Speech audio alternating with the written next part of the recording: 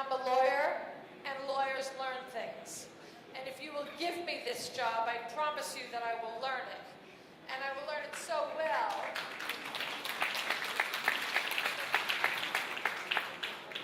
that when I find a job that you think I am qualified for, I hope you men will be the references. And you know they were the references when I found the job as deputy chairman of the Financial Reporting Council. But I learned nuclear from a standing start, and you can too. And I went out and I told the world about the nuclear policies of the UK. And everybody here can do that, but you have done it. That's why you're here. I'm worrying about your daughters. And I'm worrying about one more thing. I'm worrying about who they marry. Because if you're going to get married, your husband has to believe it too. Because he doesn't have to do the work, he doesn't have to do the housework, but he has to empower you so you can go out. And when you're 20 or 25, you don't know. They both love you, the good husbands and the bad ones. And so I tell you one more story about husbands. This is two husbands. They both love you, right? The first husband loves you very much, and you come home from work and you say, remember, I'm a lawyer. So you say, oh, this is so hard practicing law, writing this agreement. I'm going to quit. The first husband says, darling, you're the smartest person I ever met. Sit down. You can write your agreement. I'll look after things. I know you can do it. Second husband also loves you when you're 25 or 30. And you come home and you say, oh dear, this agreement is very hard. I've worked on it so long, I'm going to quit. Second husband says, darling, have a glass of wine. Don't bother with that agreement. Let me take you out to dinner because you look really tired and I can take care of you. Bad. The second, 10 years later, the first husband is saying, look at my wife. She's a partner in the law firm. She's a politician. She's a policymaker. And I'm so proud of her. And the second husband says, look at my wife. She's always working. She's not taking care of me. She's not taking care of the children. What do I have to put up with? Remember, he's putting you down with the glass of wine. The other one's bringing you up with a cup of coffee. We're all probably old enough to have decided whether right or wrong, but our children need to be supported. They need to have the right mindset, and we need to get our sons to support our daughters. Working is not just about barriers in legislation, although they are very important. It's about the mindset that it's okay to go to work, that you're a good person, that your children will not suffer. Don't let people who are not working make you feel guilty. Women do it to other women all the time. Women are often problematic for other women. We have to support each other and promote each other and be proud of each other, not jealous. We have to understand that we are lucky, that we're smart, and that we have a government in Kazakhstan who would have a Congress like this to give us a chance to get together. So I said you are a dream come true, and you are. And I'm very proud to be among you and to say thank you to the minister for having us here.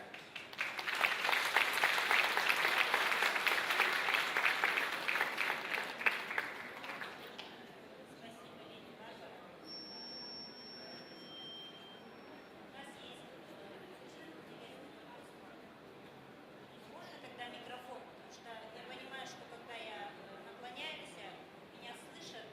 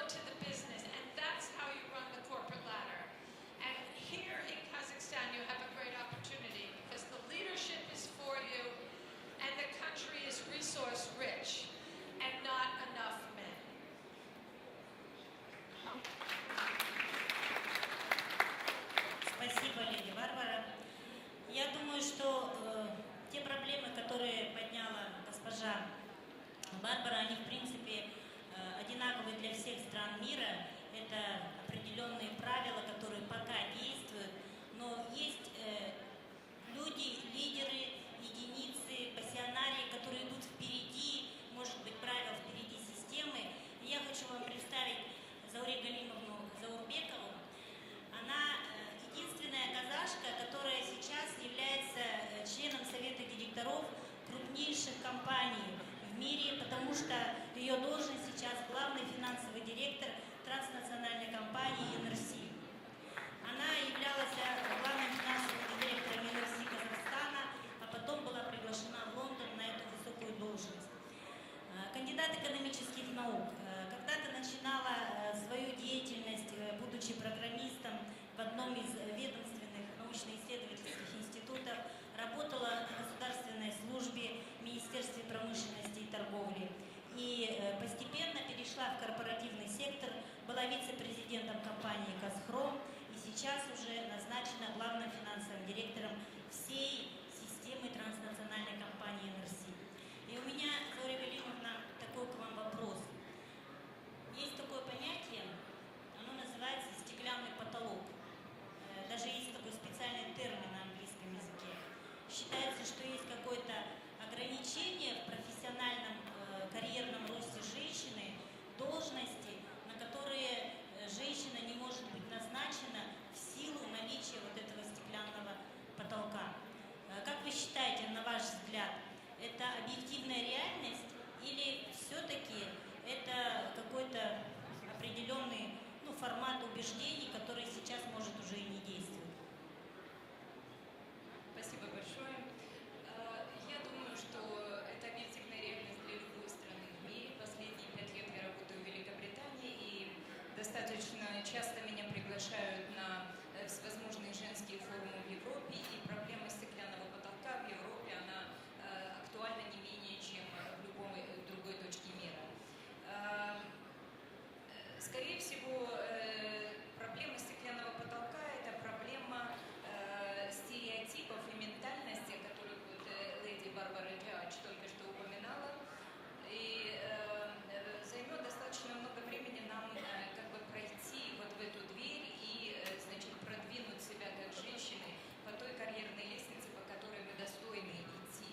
Здесь, конечно, много и объективных причин, исторически сложившихся. Допустим, в нашей горнорудной отрасли нам, женщинам, было гораздо легче двигаться в тех традиционно женских отраслях, которые складывались в советское время, это экономика и финансы, что, кстати, достаточно сильно нас отличает от Запада, потому что на Западе считается, что бухгалтерский учет, финансы, экономика – это очень сложная специальность, очень много математики, и поэтому там больше эти специальности популярны среди мальчиков, нежели среди девочек. Но вместе с тем, вот в то советское время было достаточно мало женщин, которые получали инженерное образование и, значит, получали какое-то техническое образование, оно не было популярным. Поэтому, наверное, вот это вот и было для нас, для женщин, которые работают в горно-металлургической отрасли, главным барьером стать, допустим, Chief Executive Officer, президентом компании, потому что такого рода должности, они все-таки будут требовать достаточно много технических знаний. И я знаю, допустим, в нашей отрасли в мире существует только одна женщина, Chief Executive Officer Anglo-American, но она геолог по образованию, и, наверное, это вот в основном предопределило ее судьбу. Поэтому проблема комплексная, она должна начинаться, значит, с многих аспектов образования, подготовка девочек и так далее. Казахстан уникален тем, что вот вы можете посмотреть в секторе минерального сырья достаточно много женщин, которые добились очень высоких положений. Они являются финансовыми директорами таких компаний, как Казмунайгаз и так далее. Вот, поэтому, наверное, Казахстан сегодня находится по сравнению с другими странами, и многие страны, значит, Центральной, Средней Азии, в привилегированном положении, потому что вот